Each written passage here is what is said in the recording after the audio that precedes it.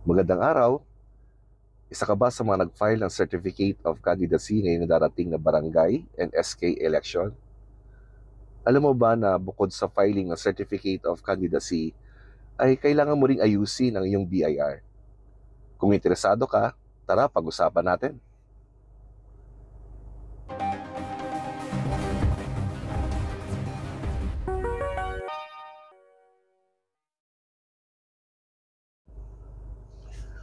Noong nakaraang taon, ang BIR ay naglabas ng Revenue Memorandum Circular, particularly number 22-2022, bilang paalala sa lahat ng mga kandidato noong May 9, 2022 election, national or local, regarding sa kanilang obligations under pertinent revenue issuances. So itong memorandum na to ay reminder lang doon sa mga dati pang issuances ng BIR. Particularly nga dito sa Revenue Memorandum Circular number 31-2019 na nagsasaad na ang lahat ng mga kandidato ay kinakailangan magrehistro sa BIR, mag-issue ng receipt at mag-maintain ng kanilang aklat. Ang tanong, ngayon po bang darating na barangay election 2023 ay applicable pa rin itong mga revenue issuance na ito? Opo, ito po ay tuloy-tuloy po, hindi lang po ngayong taon na to, pati sa mga susunod na mga taon. Bilang sa katunayan, sa mga BIR ay makikita nyo na po yung mga paskil nila na tarpaulin regarding sa mga BIR requirements ng mga tatakbong sangguniang barangay at SK candidates. Ganon din naman sa mga kabi-kabilang mga Zoom meeting regarding sa topic, sangguniang barangay and SK elections, BIR registration, filing, payment, and compliance as requirement. So patuloy na po sila nagpapaalala na kailangan mo sundin ito kapag ikaw ay nag-file for candidacy. Ngayon, ano po ba nilalaman ng mga issuances or revenue issuances ng BIR? Ito po, sa opinion ko, ay may 6 na key points. Isa-isahin po natin at i-discuss po natin in detalye sa bawat isa maya-maya. Una, the candidates. Focus po tayo sa candidates lang po kasi ngayong local election sa barangay, candidates lang po, wala tayong mga political parties sa party list. So again, number 1, the candidates, political parties, party list groups, and campaign contributors are reminded to register with the BIR. So isa sa mga point nitong mga issuances ay kailangan daw mag-register yung candidates sa BIR. Number 2, all candidates and political parties, party list groups shall also register non-but official receipts, OORs, to be issued for every contribution received, whether in cash or kind, valued at fair market value. O yun, number 2, naka-highlight naman dyan in red. Kailangan nila mag-register ng non-but official receipts. Number 3, all political parties, party list groups, and candidates shall be responsible for the preservation of records and contributions and expenditures, together with all pertinent documents. Ayan, number 3. Number 4, every candidate and treasurer of the political parties, party list groups shall submit the statement of contributions and expenditures, o kilala natin bilang SOSE, to the Commission on Elections and RDO where they are registered within 30 days after the elections. Number 5, all candidates, political parties, and party list groups who failed to register and comply with the requirements of the BIR will be subjected to penalties under the revised consolidated schedule of compromise penalties for violations of the National Internal Revenue Code as amended by Revenue Memorandum Order Number 7-2015. And lastly, particularly sa RMC 31-2019 nakalagay, the registration of individuals in their capacity as candidates shall automatically end 10 days after the deadline of filing of the quarterly remittance return of creditable income tax withheld or BIR form number 161 o 161EQ. Okay. So isa-isayin natin para malinaw lahat. Paliwanag natin itong 6 na to. Number 1, about sa BIR registration ng barangay and SK candidates. All candidates and political parties, party list groups, shall pay an ARF or annual registration fee of 500 pesos, and thereafter, they shall be issued a certificate of registration. So, ang ibig sabihin, kailangan mo daw magbayad sa registration, kailangan mo magbayad ng 500 pesos on tinatawag na ARF or annual registration fee. At bibigyan ka ng certificate of registration. However, on RMC 31/2019, binabanggit dyan na yung certificate of registration is no longer required to be issued for individual candidates who are not engaged in business. So, merely for the purpose of election period, nagpa-register sila, so malamang pwede silang hindi bigyan ng COR. Pero ito ay depende rin sa mga RDOs, no? May iba-ibang klase ng RDO, minsan nagbibigay, minsan hindi naman. Pero sabi diyan, sabi is no longer required, o not required. So ibig sabihin, kung mag-issue man sila, okay. Kung hindi sila mag-issue, okay pa rin. It shall be the duty of every individual candidate and political parties, party list groups, upon the filing of the certificate of candidacy, whether for local or national position, to register or to update their registration with the BIR for those who have previously registered as withholding agents pursuant to RR number 8-2009. So sabi diyan, kailangan daw, whether ang tinatakbo mo ay local or national position, kailangan mo daw mag-register. Or kung naka-register ka na, kailangan mo i-update yung registration mo sa BIR. So ngayon, paano mo i-register o paano ka magre-register bilang kandidato? So, ito yung mga requirements para mag-register ng BIR. So, letter A, duly accomplished BIR Form 1901. So, kailangan mo mag-fill up nitong 1901. So, sino-sino ba pwede mag-fill up nito? Una, kung ikaw yung kandidato na wala pang TIN or not yet registered. So, kailangan mo mag-file. So, doon sa pagpa-file mo, magbibigyan ka na ng TIN.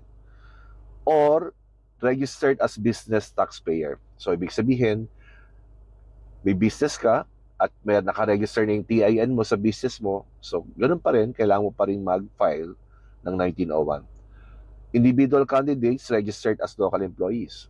So, ibig sabihin, meron ka ng TIN dahil ikaw ay nagtatrabaho. So, kailangan mo pa rin mag-register using 1901. Or, na-register na yung TIN mo under EO 98 and or one-time transaction payment. So, ganun pa rin, kailangan mo mag-file using 1901. Bilang paliwanag pa, kapag nag-file ka na 1901, ikaw ay matatag bilang as professional in general and tag as politician under special code in the BIR registration system. Then, the RDO shall maintain the list of all registered candidates and political parties, party list groups for monitoring and updating of its registration record after election. Pangalawang requirement, kailangan mo syempre ng identification, which is the valid ID. So, importante, yung ID mo na authorized ng government ay meron nagpapakita doon ng kanyang pangalan, name, ang iyong pangalan, name, address, and birthday of the applicant.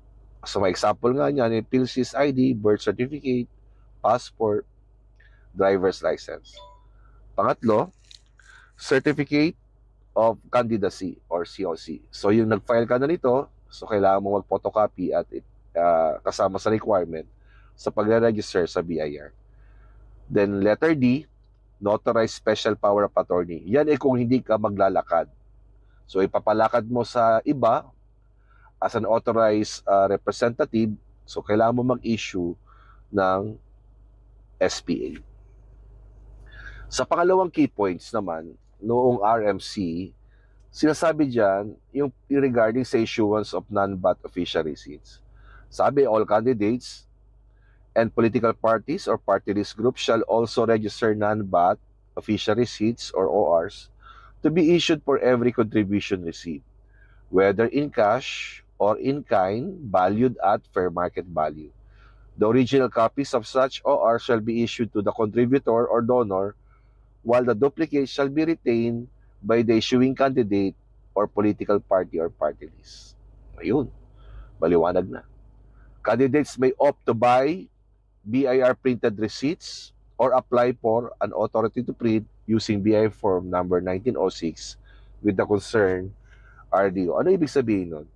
So, sabi, require after registration, kailangan mo mag-acquire ng isang non-VAT official receipt. Ngayon, pwede ka magpagawa, no, ng mga non-VAT official receipts. So, kailangan mo na authority to print using 1906. Or, kung siyempre, pag papagawa ka pa nito, abot pa ito ng 1 linggo, 2 linggo bago mo makuha yung resibo. So, pwede naman na bumili na ng mga BIR printed receipts, no, dun sa BIR. May mga printed receipts naman sila doon, which is also valid. Then, number 3, books registration. So, after mo ma-register, kailangan mo then susunod ay kailangan mo mag-acquire ng mga official receipts. Then, pangatlo, kailangan mo rin mag-maintain ng books of account. All political parties or party list groups and candidates shall be responsible for the preservation of records and contributions and expenditures, together with all documents. The foregoing documents shall be retained in accordance with the rules on preservation of books of accounts and other accounting records. So, ano ba yung rulings dito? No? Sabi, at least kailangan mo mag-maintain ng 2 aklat para doon sa receipt at para doon sa expenses. So, you should register a book, name, 2 ito, columnar, cash receipts journal, saka yung cash disbursement journal, using BR Form 1905. Yung cash receipts journal, dito pinapasok yung lahat ng contributions, either by yourself or by donation or your friends. No? Then, as well as sa mga expenses naman during your campaign, is dito mo i-record sa cash disbursement journal. Okay. Number 4, requirement para mag-submit ng certificate of contributions and expenditure. So, hindi lang sa COMELEC ka magpapasa, kundi sa BIR din, after 30 days after the election. Number 5, kung halimbawa hindi mo alam to at hindi mo nasunod, no, all candidates, political parties, and party list groups who failed to register and comply with the requirements of the BIR will be subjected to penalties under revised consolidated schedule of compromise penalties for violation of the National Internal Revenue Code as amended by Revenue Memorandum Order number 7-2050. So, kung hindi ka nakapag-register as a requirement for your candidacy sa BIR, you will be subjected to penalties. No? At ano ba yung mga penalties na pwedeng ma-impose sa'yo? Sa BIR alone, guys. Sa BIR alone, based on my opinion, so ito yung sa revised schedule of compromise penalty. So maaari ka, number 1, by nature of violation, failure to pay and display annual registration fee. Ito yung ARM kanina. So kapag nag-register ka kasi, kailangan mo bayad ng 500 pesos. So therefore, kung hindi ka nakapag-file at hindi ka pa nag-register, hindi ka nakapagbayad ng 500 pesos. At ang penalty nito ay 500 pesos compromise. Okay? Plus yung dapat magbayad ka ng 500, plus yung interest, plus yung surcharges. Pangalawa, failure to register. So supposedly sabi sa iyo mag-register ka pero hindi ka nag-register. So may criminal offense to, no? Ang criminal offense to, fine of not less than 5,000 but not more than 20,000 and imprisonment of not less than 6 months but not more than 2 years. Kung dadaan naman sa compromise, kung ikaw ay depende sa location mo, no? Kung ikaw ay taga-cities, so 20,000. Kung ikaw ay nasa first class municipalities, second class, third class, so on and so forth, 10,502. So dati may asterisk na nakalagay, penalties provider are inclusive of all other violations. So maaring yung number 1, yung kanina, yung 1,000, yung failure to pay 500 pesos, malamang pwede natin ito mapasama kung sakasakali. So 20,000 yun kung nasa cities ka. Then, syempre, inutusan ka rin na mag-file, ay na mag-register ng yung books, no? Or mag-preserve ng record. Failure to. So, may criminal offense, fine of not more than 1,000 or imprisonment for not more than 6 months or both. Or amount of compromise kapag nag-compromise na lang. So depende doon sa annual, doon sa gross receipts na tanggap mo during your election. So may table siya. Kunwari, kung naka-receive ka ng 0 to 50,000, ang penalty naman ng 1,000 lang. Kung na-receive mo naman ay 50,000 to 100, so 3,000 yung compromise. So, kahit pa paano, kayang-kaya mo naman yan. Okay? Pero syempre, ayaw natin ng problema. Kaya, supposedly, kailangan natin mag-comply. Kaya, gumagawa tayo ng ganitong tutorial para malaman natin. And number 6, BIR registration closure. Kung nag-aalala ka na dahil na-register ang iyong TIN sa BIR, ay tuloy-tuloy ka na magpa-file. Hindi po. Kung nag-register ka as a professional and tag as politician, mag-automatically po ito magsasarado. Sabi sa RMC 31/2019, the registration of individuals in their capacity as candidates shall automatically end 10 days after the deadline of filing the quarterly remittance return of creditable income taxes withheld or BI form number 1601 EQ. Yun, magtatapos po, no? So, kailan po ba yung filing ng 1601 EQ? Since na tayo ang eleksyon ay October, so pasok ka dito sa last quarter, no, ng filing ng 1601 EQ, which is from October to December. At ang filing nito ay next month, next year, which is January 31 of 2024. Then after ng January 31, 2024, after 10 days po nun, which is February 10, 2024, automatically po na magsasarado na po or magko-close na automatically po yung registration nyo as a politician. Yan. So, ganoon naman po pala. Now, sabi dyan, the CSS chips or yung client support section of the concerned RDO shall end date the form type 1601 EQ and tax type WE. Ano po ibig sabihin nun?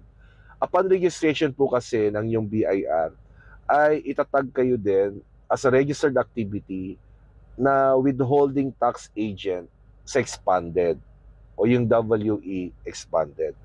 Na kung saan dapat mag-file po kayo ng 1601 EQ noong yung January 31 of 2024. Now, ang sabi dyan is pati yun, yung registered activities mo ay ika-cancel na.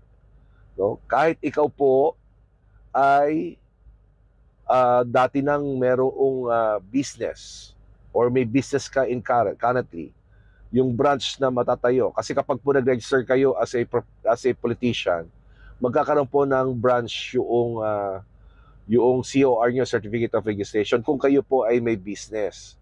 So yung branch na yon na merong tag na registered activities as a politician also, so magko-close na rin siya. Okay? Then ano pa? Those candidates who are not engaged in business naman shall be reverted to its previous taxpayer type. Example niyan, yung Executive Order number 98 or yung local employee.